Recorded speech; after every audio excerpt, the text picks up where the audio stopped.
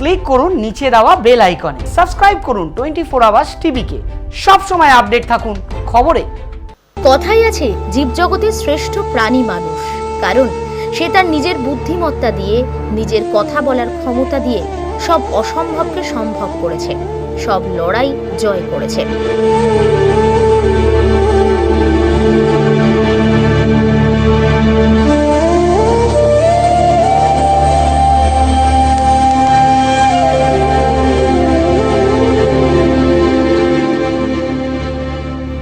এক অদ্ভুত লড়াইয়ের মধ্যে দিয়ে যাচ্ছি আমরা এই সময়, যার নাম করোনা ভাইরাস। লকডাউনে স্তব্ধ জীবনযাত্রা, মানুষও আজ অসহায়। তবু মানুষ হয়ে মানুষের পাশে দাঁড়াবার চেষ্টা করছে মানুষই। কখনো রাজনৈতিক ব্যক্তিত্ব, কখনো বা স্বেচ্ছাসেবী সংগঠন, কখনো সরকার, কখনো ব্যক্তিগত প্রয়াস। কিন্তু রাস্তার ধারের অবলা জীব যারা যারা দুবেলা দুমুঠো খাওয়ার জন্য সেই মানুষের দিকেই তাকিয়ে থাকেন, তাদের অবস্থা আজ কি? তারা রাস্তার ধারের কোনো দোকান বা ময়লা ফেলার জায়গায় পড়ে থাকা খাবার খেয়ে পেট ভরাতো। লকডাউনে সবটাই বন্ধ। এই কঠিন পরিস্থিতিতে এক মানবিক মুখ দেখা গেল এক ব্যক্তির, যার নাম প্রদীপ লাহিড়ী। তিনি পশুপ্রেমী।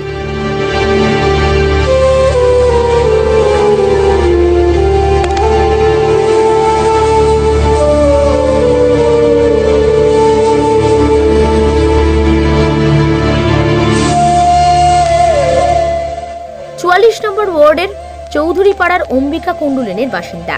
দীর্ঘ 16 বছর ধরে রাস্তার কুকুর বেড়ালদের সেবায় নিজেকে নিয়োজিত করেছেন। রাস্তায় পড়ে থাকা কুকুর, অ্যাক্সিডেন্টে আহত হওয়া কুকুর যারা অসহায়, বেড়াল, তাদের একেবারে উদ্ধার করে বাড়িতে নিয়ে আসেন। নিজের দায়িত্বে খরচ করে ঠিকঠাকভাবে চিকিৎসা করে তাদের সুস্থ করে তোলেন। তিনি বলেন, দীর্ঘ 16 বছর ধরে এই সেবামূলক কাজ করে চলেছেন। একেবারে জীবজন্তুদের খাওয়ানো থেকে শুরু করে তাদের চিকিৎসা পর্যন্ত সবটাই করেন। তাছাড়া কখনো কখনো কেউ যদি অসুস্থ হয়ে পড়ে, অর্থাৎ কোনো কুকুর বা বেড়াল, একেবারে তাদের সমস্ত ব্যবস্থা করেন তিনি। কখনো কখনো লোকজন তার উপর বিরূপ হয়ে যান। বাইরের রাস্তার কুকুর বেড়াল নিয়ে আসায় পাড়ার লোকেরা সমস্যার মধ্যে পড়েন। হয়তো দূষণের কথা বলেন, হয়তো বা বলেন কুকুর বেড়াল এইভাবে রাখলে তো রাস্তার মধ্যে বাড়িতে ঢুকতে বা অঞ্চলের বিভিন্ন জায়গায় সমস্যা হতে পারে। সবটাই শোনেন তিনি। কিন্তু তিনি যে মানবিক, তিনি যে পশুপ্রেমী, তাই এই অবলাদের সাহায্য না করে তিনি থাকেন কিভাবে? তাই পাড়া প্রতিবেশীদের কথা প্রত্যেক দিন সহ্য করছেন, তা সত্ত্বেও নিয়মিতভাবে চেষ্টা করছেন এদের পাশে থাকার। পশুপ্রেমী প্রদীপ লাহিড়ী জানান, সেবামূলক কাজ তিনি করে যাবেন। তিনি বেশ কিছু সময় সঠিক পথে পুলিশ প্রশাসনের দ্বারস্থ হয়েছেন, যাতে কোনো বাধার সম্মুখীন না হতে হয়। নিজের উদ্যোগে অবলা প্রাণীদের পাশে থেকে সেবা করতে চান। কথায় বলে, জীবে প্রেম করে যেই জন, সেই জন সেবিছে ঈশ্বর। এভাবেই প্রদীপবাবুর ঈশ্বর সাধনা দীর্ঘ 16 বছর ধরে চলছে। নমস্কার, এখন আমরা দাঁড়িয়ে আছি হাওড়া চৌধুরী পাড়াতে। আর এই লকডাউনের দিনে এক অবিশ্বাস্য কাজ করে চলেছেন প্রদীপ লাহিড়ী মহাশয়। এইখানে একটি পুরো বাড়িতে কুকুরদের জন্য একটি বিশেষ ব্যবস্থা করা হয়েছে। স্ট্রিট ডগ থেকে শুরু করে বিভিন্ন ধরনের ডগ যাদের বিভিন্ন সমস্যা রয়েছে, তাদেরকে সঠিক পরিমাণে চিকিৎসা দিয়ে, তাদের সেবা করে, তাদেরকে সম্পূর্ণ করে, তাদেরকে গাড়ির মাধ্যমে তাদেরকে রিলিজ করা হচ্ছে এখান থেকে। এবং আমরা দেখেছি প্রচুর স্ট্রিট ডগ আছে যারা রাস্তার মধ্যে বিভিন্নভাবে হাত পা খারাপ হয়ে গেছে বা কোনো অসুস্থের মধ্যে রয়েছে, তাদেরকে এখানে নিয়ে এসে সঠিকভাবে চিকিৎসা করা হচ্ছে। আসুন জেনে নেব তার এই উদ্যোগকে তার মুখে। প্রদীপদা, তুমি যদি এই বিষয়ে আমাদের দর্শকদের একটু বলো। নমস্কার। দর্শকদের বলার বলতে প্রথমেই বলি যে আমি এই কাজটা আজকে বিগত 16 বছর ধরে করে আসছি। লকডাউনে কাজের প্রেশারটা আরও অনেক বেড়ে গেছে, কারণ ওয়েস্ট বেঙ্গলে সেই রকম সেল্টার কিছু খোলা নেই। আমি এখানে 24x7 এদের জন্য পরিষেবা দিই এবং এটা সম্পূর্ণ ফ্রি। এখানে কোনো রকম বিজনেস বা কোনো রকম টাকা পয়সা সেই অর্থে নেওয়া হয় না। শুধুমাত্র একটু কস্টলি মেডিসিন যদি হয়, তখন আমরা তার থেকে চেয়ে চিনতে মেডিসিনটা জোগাড় করি।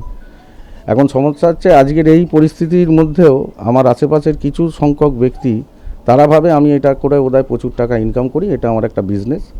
তারা এই নিয়ে কদিন ধরে মানে প্রশাসনিক স্তরেও গেছে এবং আমাকে পরশুদিন তার আগের দিন মারতেও এসছে, আমার স্টাফেরা মারও খেয়েছে।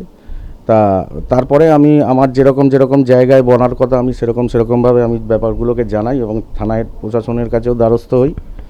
তারপর হাওড়ার কমিশনার যিনি আছেন এবং ডেপুটি কমিশনার যিনি আছেন এবং স্থানীয় চ্যাটার্জিহাট থানার ওসি যিনি আছেন, তারা এই লকডাউনের বাজারে শুধু মানুষের জন্য নয়, এই পশুদের জন্য তারা যে মানবিক মুখ আমাদের পাশে রেখেছেন এবং তারা যে মানে আমার যে প্রতিকূলতা শুরু হয়েছিল, পাড়ার কিছু লোক যে মানে বাধা দিচ্ছে, যেটা আপনারা বাইরেও দেখতে পাচ্ছেন, এবার তাদেরকে সামনে নিয়ে ওনারা যেভাবে আমার পাশে এসে দাঁড়িয়েছেন, তাতে আমরা সত্যিই অভিভূত।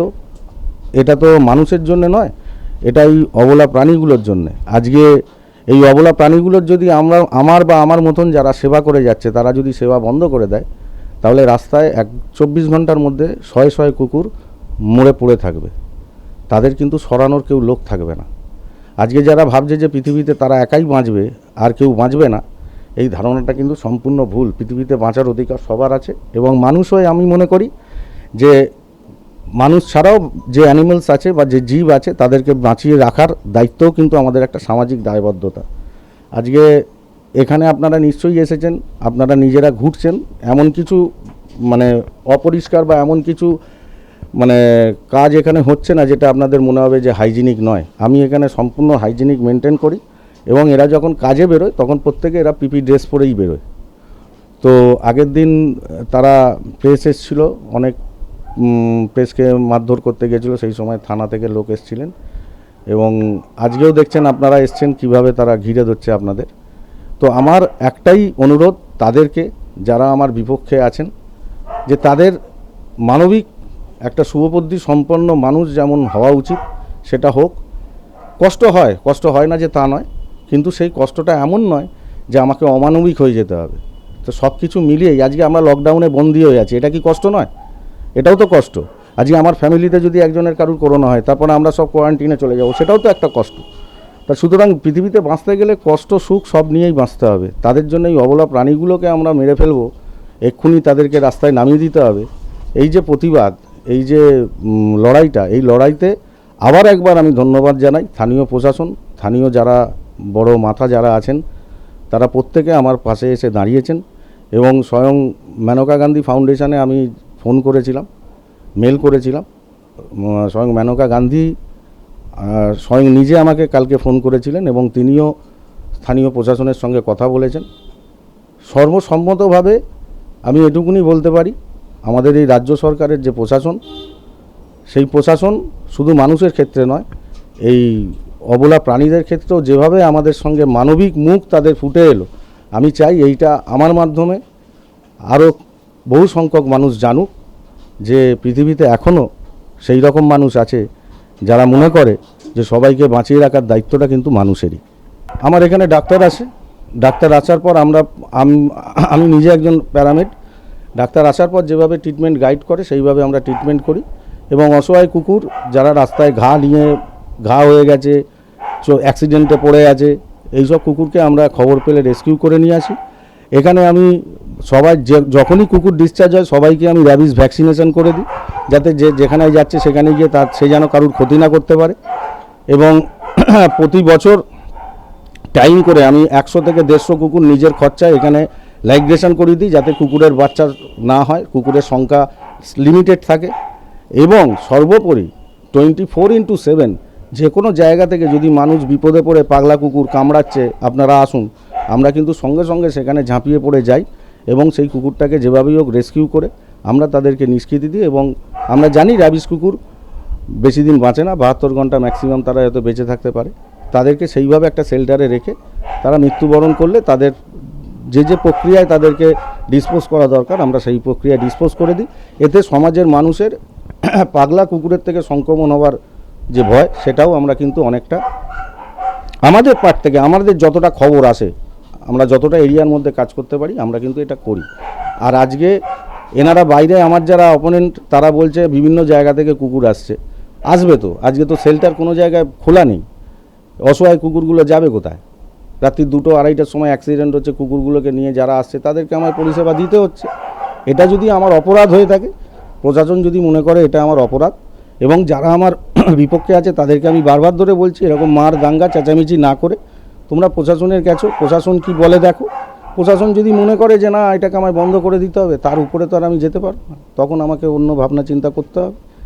কিন্তু আমি জানি যে অ্যানিম্যাল অ্যাক্টে যে অ্যাক্ট আছে, প্রিভেনশন অ্যাক্টে, সেখানে এইভাবে কোনো অ্যানিম্যালকে জোর করে কেউই তুলে দিতে পারবে না, আর তাদেরকে এইভাবে অসহায় রাস্তায় ছেড়ে দিতে পারে না। এটা অ্যানিম্যাল অ্যাক্টে আছে।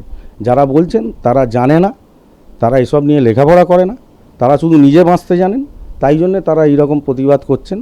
যেদিন জানবেন তারা নিজেরাই আপনা হতে পেছন সরে যাবেন। এরকমভাবে এই সময় দাঁড়িয়ে এই অবলা জন্তুগুলোর পাশে কিভাবে দাঁড়ানোর চেষ্টা করছেন, বিভিন্ন জায়গা থেকে বিভিন্নভাবে অ্যাক্সিডেন্টাল বা বিভিন্নভাবে অসুস্থ যে প্রাণীগুলো, কুকুরগুলো রয়েছে, তাদেরকে এই জায়গায় নিয়ে এসে এই রকমভাবে তাদেরকে রেখে তাদেরকে ট্রিটমেন্ট করে আবার তাদের জায়গায় ফিরিয়ে দেওয়া হচ্ছে।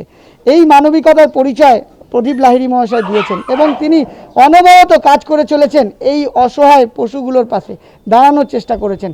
মানুষ যখন বিপন্ন, সেখানে এই পশুগুলোর পাশে যে দাঁড়িয়ে তিনি যেভাবে মানবিকতার পরিচয় দিয়েছেন, এটা সত্যি একটা অসাধারণ জিনিস। প্রদীপবাবুর পাশে সবাই দাঁড়ানোর চেষ্টা করুন, কারণ যেভাবে প্রদীপবাবু লড়াই করছেন, শুধু নিজের একার লড়াই নয়, পারিপার্শ্বিক প্রচুর লড়াই এখানে তিনি করতে হচ্ছে তাকে। কারণ একটি রেসিডেন্সিয়াল এরিয়া, এইভাবে একটি ফ্ল্যাটের মধ্যে এই জন্তুগুলোকে সেবা করায় পাড়া প্রতিবেশী থেকে প্রচুর অবজেকশন এখানে তৈরি হচ্ছে। কিন্তু প্রশাসন যেভাবে প্রদীপবাবুর পাশে দাঁড়িয়েছেন, আমরা আশা করব আপনারাও প্রদীপবাবুর পাশে এইভাবে দাঁড়ানোর চেষ্টা করুন। এইভাবে যদি প্রদীপবাবু সেই পশুগুলোর পাশে না দাঁড়ায়, তাহলে কিন্তু রাস্তায় রাস্তায় কুকুরগুলো মরে পড়ে থাকবে। তখন আপনি, আমি সবাই মিলে কিন্তু ভাববো যে আহা, যদি এদের পাশে একটু দাঁড়াতে পারতাম, যদি এদেরকে আবার সুস্থ করতে পারতাম। কিন্তু আমরা সেই কাজ হয়তো করতে পারছি না, কিন্তু প্রদীপবাবু সেই কাজ করছেন।